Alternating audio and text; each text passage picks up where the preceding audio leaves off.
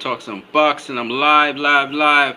I already gave you guys my breakdown of the results between Jamel Charlo and Brian Castano. Two master boxing. You know, brilliant stuff by Derek James. Of course, Derek James wanted Jamel to be more relaxed, let Brian Castano walk onto something, but all around the perfect game plan you could ever have for facing a guy who's a pressure fighter, an intelligent pressure fighter. Um, the jab established range with footwork, not just the jab by itself, but footwork. Respecting distance, keeping it long, and then the body work was brilliant. When the guy got in too close, to smother him by either rolling under the punches and clinching, or rolling under the punches and bumping him with the shoulder and pushing him back to the center of the ring because he wanted to keep it in the center of the ring as much as possible. Jamel was kind of a little bit indisciplined in that he wanted to bang a lot more, and he knew he could take some of the punches that Castano was throwing. He was banging with him. But what I liked about it was he didn't bang stupidly. What I mean by that is he kept his head down. He's throwing the shots. So even when Brian Castano goes into preferred range, he's giving him heat once he gets into there. And another beautiful thing, of course, the body work was just beautiful. The footwork was beautiful. His footwork was just fantastic. I think Jamel was still fighting a little too tight. I think Derek James wanted him to relax more and walk him into the punches, not focus so much on getting a knockout as breaking down his opponent and getting the results, which is what he did. Got him out of there in the 10th round. Errol wanted him to get him out of there sooner by attacking the body more. Errol yelling, body, body, the body, the body. Because the body, once you break down the body. And Jamel was getting in some uppercuts on the inside, hooks on the inside, counter hooks, mostly counter punching. It was brilliant by Jamel. He was leading counter punching. He was dictating the pace. He was dictating the range of the fight. And I really enjoyed it. I really enjoyed his performance. It is his best performance to date. I don't think he's had a better performance because it ended in spectacular. He finished the show. He closed the curtains. He knocked out Castano. And in very intelligent fashion, in very good fashion. It wasn't the left hook, as everybody thinks, that really put down Castano. Actually, he mixed the punches. He was actually using combinations. So what he hit Castano with was actually a right hook to the spleen area that got Castano's attention, and it came over the top with a left hook that just dropped him, a short left hook that dropped him. Castano wasn't looking for the left hook. It was combinations that Jamel was throwing on Castano. Even the final knockout, which was he threw a left jab. I think it was a double left jab. Okay, one of them hit Castano, the other one Castano blocked. He threw a right hook to the body again, and then he threw a right hook. Sorry, he threw a straight right. I think it was a jab. No, it was a right to the body. It was a right to the body, and then he came with a left to the body. Beautiful combinations, by the way. He was mixing it up all the time. He wasn't throwing the same set of combinations except for the 1-2 down the center. And Derek James knew once he was hitting him with the 1-2s, once he was hitting him with the body shots, once he was picking the shots and keeping that jab in his face, he knew that he was going to wear down Castano with the body work and with mixing up the varied offense and keeping his defense relatively tight. And Jamel began to realize that. He said somewhere around round 4, he realized, I don't need to do all this work. I don't need to be banging with this dude. I could easily, cleanly do this. And this is what Derek James trying to get Jamel to be at a point where you expend less energy, you make it organic, you don't stress out, you're not going all 2,000 miles an hour. You're still going to get the KO because you're breaking down your opponent, and then you get him out of there. So Derek James wanted him to do that, and you could see Derek James adamant about landing those body shots. That's where you need to be vicious, Jamel. Vicious with your body work, and just take your time so you can vary your jab, vary the rate, the speed of your jab, like how he was mixing it up. Not everything has to be thrown with power, which is what I liked about what you did. Even with your jab work and even with your footwork, everything don't have to be thrown with power. And sometimes the shot that knock a guy out is not a power punch. It's a short shot.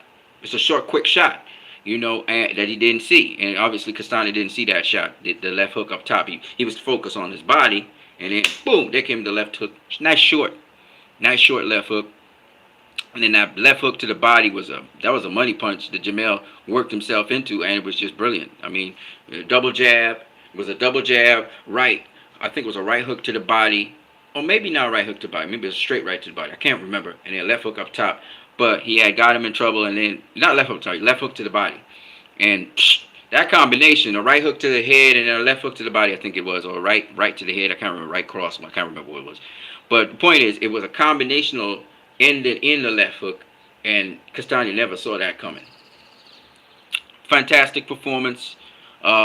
Miles away from what he did his last performance against Castano. But once again, I really appreciate that performance. I was absolutely wrong. Now let's talk about the Triller card. First of all, shocker. Ivan Holyfield gets knocked out by a brother named, I'm trying to remember, okay, McDonald. All right? I can't remember his first name, but McDonald is the guy's name. He was undefeated from Ohio, and Ivan was in control, it seemed. He was walking him down, breaking him down, but he threw like almost a lazy jab. He was going to look like he was going to throw a double jab. He threw a lazy jab, and then he threw a second jab. And as he was jabbing, McDonald countered him. He pull countered him and landed that right hand directly in his face. He walked right into the punch. And Mike Stafford was asking him to put more pressure on McDonald. And I think Durham McDonald, I think is the guy's name. Man, and the dude he cracked him. Now, he got up at around 8. He was getting up, and the referee called it off at 8. And he kind of protested, but ultimately he walked into that shot. And, man, that was tough. That was tough because he was pressing the action. He really was the guy that was in control of the fight. The other guy was not in control of the fight at all. The guy was fighting defensive, but it only take one punch. That's what I try to explain to people. This game, this boxing game, is a game where it's of inches. You can't make mistakes like that. You can't be saying you're going to just paw in with the jab. If you're going to close distance, you got to come in strong off the jab, and you got to make sure that the jab, let me show you what I'm talking about. So here I am. I'm going to do the orthodox stance, right? Look at me. This is my chin here. This is my arm here, right? You keep your chin tucked. You got your guard here, right? Now, if you're going to do the shoulder roll, this must come and block that, right? Now, here's the thing though. If you're using the 2 guard, you got to keep your guard right here. Protect the chin, all right? But if you throw a jab, notice my jab, look at my shoulder. My chin is tucked behind my shoulder. So if this guy counters over it, he's going to catch me on the top of the head probably, but not going to catch me on my chin. So the idea behind it, Tyson Fury, all these guys, when they throw their jab, right? I'm going to show you from this angle, but you're still not going to be able to see it. But if I throw it here, you can see my chin is behind my shoulder. Even the guy come over the top, he's not going to hit me on my chin. And that's inbuilt defense. You see what I'm saying? And Ivan, he was throwing the jab, but he was coming in throwing the jab, and he was going to do it like a double jab, but the first jab he threw wasn't very strong. And so the second jab he was going to throw, he got countered. And the guy just waited for it, and he jumped on it, and he counterpunched him, knocked him out. So, lesson to people, don't paw with your jab. If you're closing distance, come in strong off the jab. The other thing is, don't come straight down at an opponent. Try to come in off an angle every single time you can. Don't stand directly in front of your opponent, okay? Try not to do that. So, like if I'm here, coming off the jab this way, right? Coming in off the jab here. Because if I stand directly in front of you and I throw my jab, then this is not as protected, right? And you could counter me while my hand is out. Even if this hand is here, you counter me. Now I could parry off the shot, right, with this hand. So I can still protect myself, but I'm just saying it's better to come off an angle. It's better to come off an angle in on your opponent off the jab, and you'll see Errol Spence do that quite a lot. So it's very important to take measures. That's why I tell y'all defense is so important in boxing. It must be part of your offense. Now, a lot of people say, well, he's great at transitioning from defense to offense. That's bullshit. First of all, your offense is supposed to be defensively responsible. So anything you do offensively should have inbuilt defense in it. Remember this word, inbuilt defense. I'm going to give you one more thing, which is very important in boxing, and that is effectiveness. Effectiveness. So, them two words, remember those two words. And remember those two words for whatever. If you decide to go boxing, if you decide to have fun in the gym, go on punching bags, whatever. Think like that. You want to be effective, and you want to have inbuilt defense in every single move you make. If you throw a jab, bring your hands back. Okay? If you throw a jab, I'm a southpaw, so I'll throw my jab, right? Okay? Notice my stance. Notice I'm always bent. My knees are always bent, and I'm always sitting in my stance. Okay? Not only because this camera is low, but also because that's something you should do all the time. I'm 47 years old. The last thing I need to have is somebody brain damage me. Okay? I haven't taken much punishment. I'm not used to taking a lot of punishment, right? But at the same time, you know what I'm saying, man. That could work for you or against you in some respects because your body's not as hard. So I can't afford to get hit flush. I can't afford to be taking a lot of punishment because I'm so new to the sport. So you must work on your defense so that when you do get hit, you can roll, ride, parry off the shots and so on. Okay? And I don't believe in teaching anybody anything you haven't done yourself. And that's why I want to go and do something. Derrick James was a boxer. He was actually undefeated, 18-0. I don't know why he stopped. All right, man. I think he was a light heavyweight too. So yeah, Evan Holyfield, he got stopped by McDonald. I think it was Durham McDonald, something like that. And shocking, but that's part of boxing. He gonna learn from it, and he'll come back stronger and better. All right, Mike Stafford's a hell of a trainer, so I believe that he would be fine. It happens. It happens in boxing. And boxing is a thing of inches, and sometimes I gotta get lucky. You know what I mean? You gotta make sure and minimize those situations where a guy gets lucky. There's no such thing as chance in boxing. You have to dictate and you have to direct the traffic. So that's all I'm gonna say for now. When you guys see my first fight, y'all will know what's up, and you'll see why I take this game so seriously. Let me go to the other fight. So the other set of fights was with the Vargas brothers, the Vargas Dynasty, and each one of them won their fights. The youngest guy, his debut, he knocked out his opponent, so kudos to him on that. And the other two did very, very well. I think they also stopped their opponents, but I did not watch their fights. So that went as I predicted. Even did not go as I predicted, even though it was heading down that pathway. So that's a big upset in a way. But the guy was undefeated, by the way, from Ohio. So kudos to the undefeated guy. He moves on. McDonald, he moves on to having another win on his belt. And Evans just got to go back to the drawing board for a minute.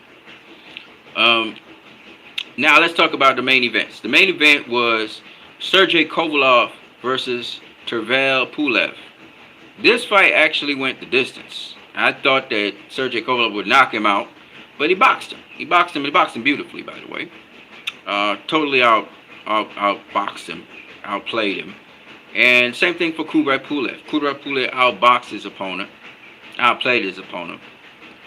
I was hoping for 2 KOs. I thought this was guaranteed, but apparently those KOs did not count. So, what do you know? Boxing is an interesting sport. That's all I can say about it. But shout out to the boxing scientists. What's up, my brother? It is what it is. I mean, boxing is what. Smash the like button, please, if you don't mind. Yeah, it is what it is with boxing, right? That's the whole entire card I just went through, and I wanted to talk about these fights because I thought these are good fights. And the weekend was filled with fights, even though we didn't have I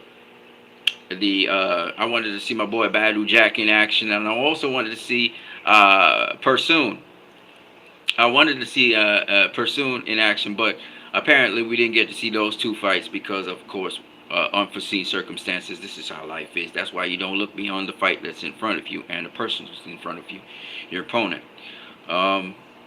So that is it for the Thriller cards. Thriller is doing an excellent job. I'm looking forward to seeing Michael Hunter on Thriller. I think Michael Hunter is supposed to have a fight on Thriller as well. As I'm also looking forward to seeing. I think they have some upcoming events again that are very interesting. So Thriller, we have Thriller, we have The Zone, we have ESPN, we have Showtime, and we have Fox. We have all these networks. BT Sports. We have Box Live now. We're gonna have. We have also Sky Sports. So there's all of these outlets now for us to see the boxing. And I would love to see boxing from India and Africa. And I know Africa is really booming with the boxing scene right now. I think Mayweather was down there opening up an academy in Africa, in Nigeria actually, if I'm not mistaken.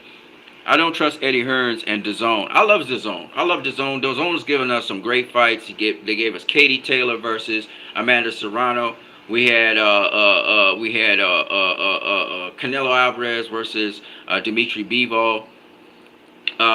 We've had Devin Haney on there doing his thing. We've had we just over this weekend we had Zerto versus what was it? Bozell? Is it Bozell? I think I got the name right or wrong. And we'll talk about Gilberto's performance on DAZN right after I'm done with this. So the boxing scientists today, Rob Serrano got robbed. No, Serrano didn't get robbed. No. That fight was too close to be a robbery. And I thought Katie came back really nice and boxed. She was doing her thing. She was smothering and boxing. That's what she was doing, to try and edge out that win. And I thought she fought like a true champion. I'm not disappointed. They're gonna run it back. Amanda Serrano's a hell of a fighter, man. Good head movement, landed those beautiful body shots. Those body shots made a difference, but Amanda couldn't keep it up. She was going to get Katie out of there in the 7th round, but she let up on Katie. She needed a gas, she was a little bit gassed. But, so well composed, goes in the corner, hardly breaks a breath, hardly breaks a sweat. Walk down an opponent like a true champion, and she's a smaller guy. You know what I'm saying? Amanda Serrano, I tip my hat off to you. Legend. 7th division world champion, was looking to become undisputed against Katie Taylor. I thought Amanda Serrano won this one. I think she would have taken it 7 rounds to 5 the other way instead of what Katie got. But I ain't mad. Katie fought like a true champion. She was basically out of it, and she grit down, and she started boxing her ass. She started moving, sticking and moving, throwing the right hand leads was landing. So, Amanda kind of gave away the 7th round as well. I think Katie took like the 8th and 9th, and I think Amanda took the 10th or something like that. But ultimately, in the end, it is what it is. They robbed the dude that fought Josh Taylor. Yeah, for sure. Jack Cottrell. They did that for night. Oh my God, that was a robbery. But again, you can't blame Eddie Hearn for that. That was the judges. The judging was terrible. The judging was atrocious for that fight. Josh Taylor, but to Josh Taylor's credit, he did come back in the later rounds. He didn't do that. He did better than he was doing initially, but Jack Cottrell outboxed him, outslicked him. He should have been undisputed champion. I totally agree with you. That was a robbery. That fight was a robbery. But Katie Taylor versus Amanda Serrano was not a robbery because it wasn't too wide. And you could have got, Amanda Serrano could have won it, Katie Taylor could have won it. It depended on who, but Serrano had Katie Taylor in all kinds of problems in round 5 and round 6. That was Amanda's best rounds. I had her she got 5 rounds from me. I believe she got round 4, 5, 6, and I believe it was 10. 4, 5, 6, and 10. 4, 5, 6. I gave her 4, 5, 6. I gave her 4, 5, 6, 10, and something else. I think it was round 8 in one of them. Because I think Katie came back in round 9 or something like that. No, I think Katie got 7, 8, 9, 1, and 2, I think it was. Something like that. It was something like that. But anyway, I do know Katie Taylor started off good, and then Amanda Serrano took over in the middle rounds, and Katie kind of came back in the late rounds. I don't think she took round 10. I think Serrano took round 10. I think she took round 8 or something like that. Or round 9. I can't remember. I know Katie took 8, 9, 7, 8, 9 or something like that. I can't remember how exactly it went. But it was a close fight. I had it a draw. But the punch stats showed that Amanda landed more. I don't know round by round what was going on, but yeah. Um, yeah. So I'm coming back to give you all now a breakdown of Gilberto Ramirez versus Bozel, I think was the guy's name. Whatever the guy's name is. He was the top ranked guy for the WBA title, and then Gilberto was right below him. And of course, we know how that fight went. If those of you didn't know, that was. I'm gonna go through that. Oh, I might as well go through it in this one. It was a beatdown. Gilberto beat his ass and knocked him out. I think it's a body shot that put him down. And the guy tried his best, but he was outclassed and outplayed and out pressured and everything. So the dude got knocked out. So Gilberto's right now the mandatory for Bivol WBA title. Yeah. So he might see Dimitri Bivol next fight, or Dimitri Bivol might face Canelo next fight at 175. So we have looked forward to seeing. I tell you, boxing is so interesting now. You know, we have another undisputed champion in Jermell Charlo, the first undisputed 4-belt 154-pound champion. And now we have also Bivol that beat Canelo. So Canelo's the pound-for-pound rankings kind of changed a bit, and they're going to be shuffled around. I know Jermell's going to be in the pound-for-pound rankings now, as he is undisputed. Devin Haney's going to face George Kambosos.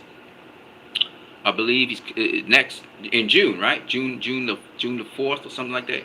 He's gonna be facing on 7th or 14th. I can't remember which one it is.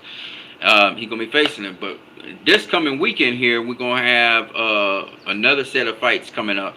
But we're gonna talk about that some other time. But yeah, Gilberto Ramirez, he got the KO. I said he was gonna stop the dude. He stopped the dude, so I got that one right as well.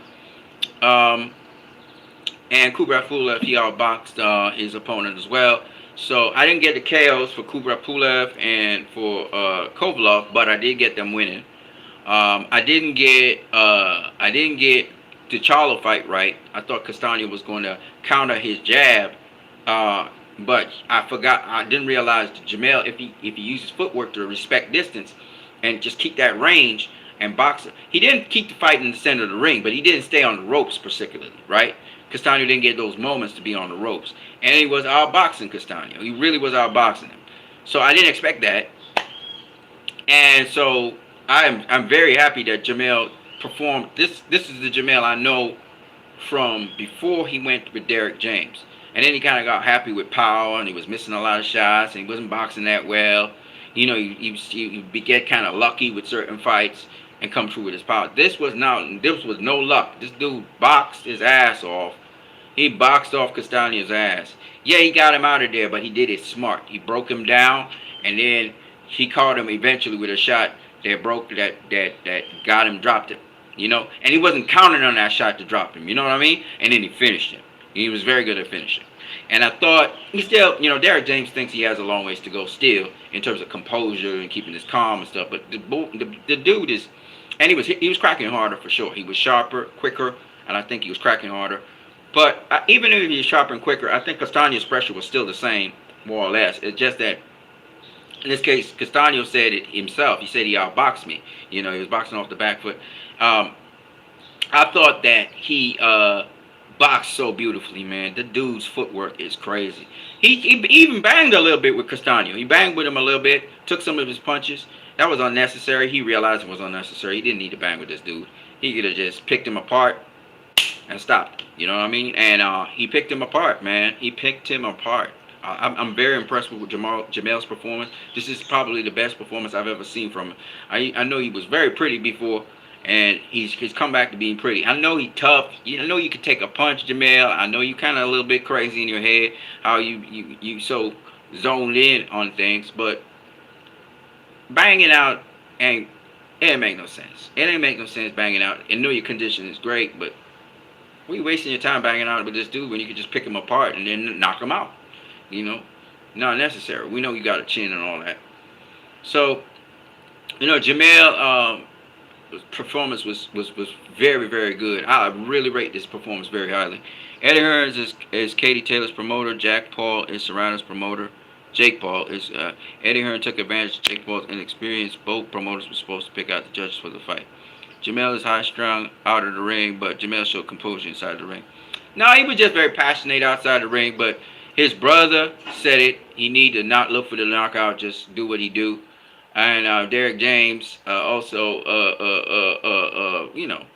Derek James was there with him. And Derek James was telling him, hey, work your body. Forget all of that shit. Don't be banging out. And so Derek James kind of kept him composed and focused in on what he was supposed to be doing.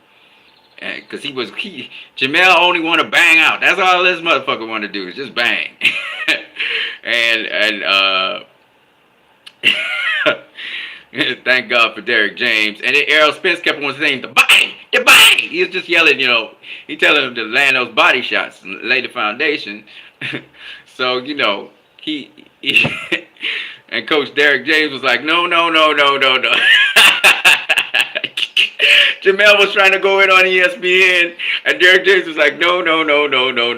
He's my friend. No.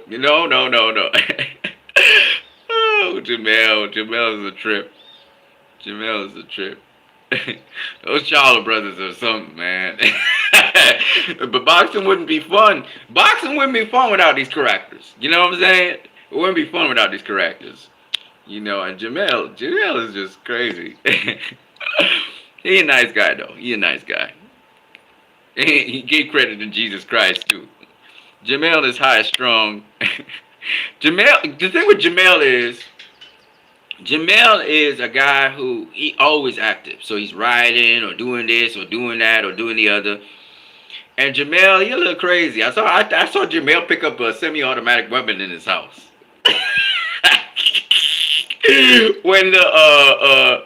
When the race riot kind of thing was going on, he was like, I got protection. Look at all my stockpile here. Jamel he a little off the rocker every now and then. But again, you expect that from an eccentric person. Jamel's a little eccentric, and he really is a nerd.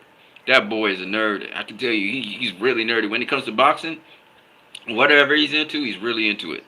So, Jamel is something else.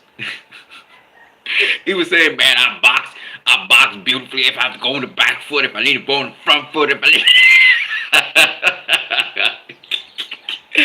But you gotta love the dude, man. You gotta love the dude. The dude's boxing his boxing was tremendous. That was just tremendous. I was so taken aback by just how beautifully he boxed. I was like, wow. I didn't really like the banging out session where he was just banging with a dude. But even when he was banging, he was going to the body. He was throwing body shots. He was bobbing and weaving, and he wasn't making himself a available target like Castani. Castani his head was one place, and he was just banging, So he was getting touched up, and he didn't realize he needed to roll the punches himself.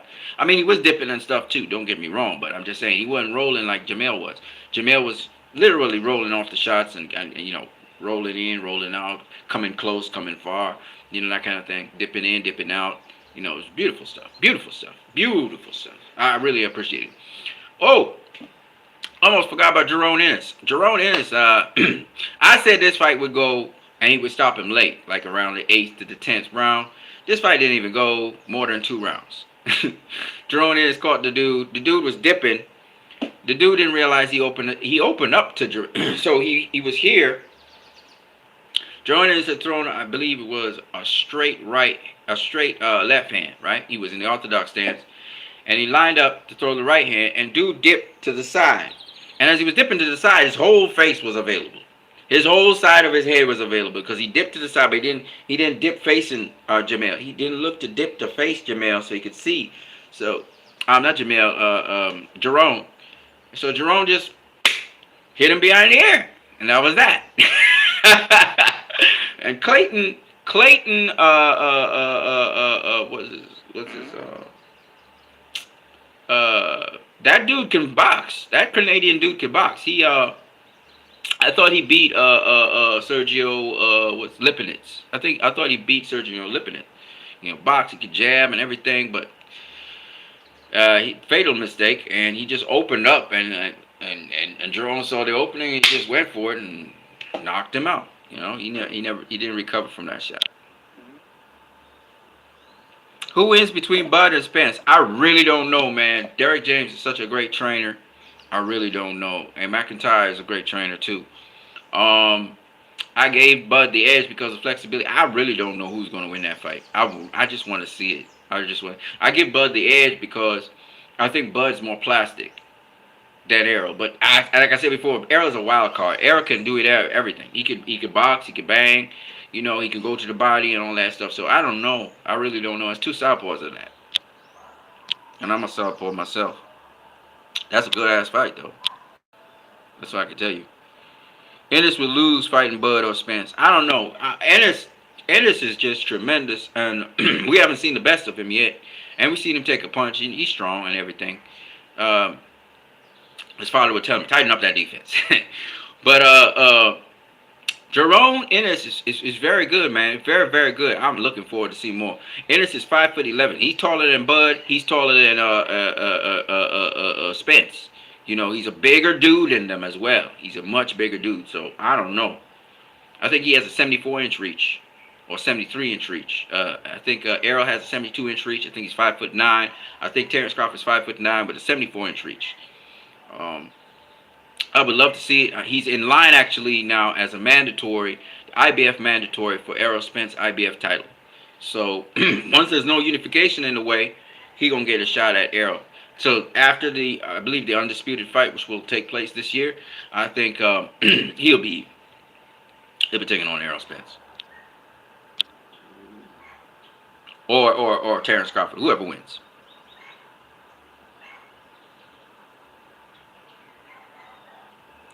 Well, I don't think so. I think. Do you know that Jerome trains every single day, right? He spars every single day. He's in the gym every single day. He goes way beyond. He's gone way beyond 6 rounds. It's just that these guys that are in the ring with him, they're just not on his level, so they don't last. It's like Gervonta Davis. If you don't belong in the ring with these guys, they're gonna get rid of you. They're hungry and everything. You know what I mean? They're gonna get rid of you if you don't belong in the ring with them. Terrence Bud Crawford hasn't gone the distance in a while either. That don't mean nothing. They train every day. They stay in shape every day. Boxing is their life. That's what they do every single day. That's what they do. So I don't believe that Jerome can't go 12. He probably could go 15. He probably could go 20.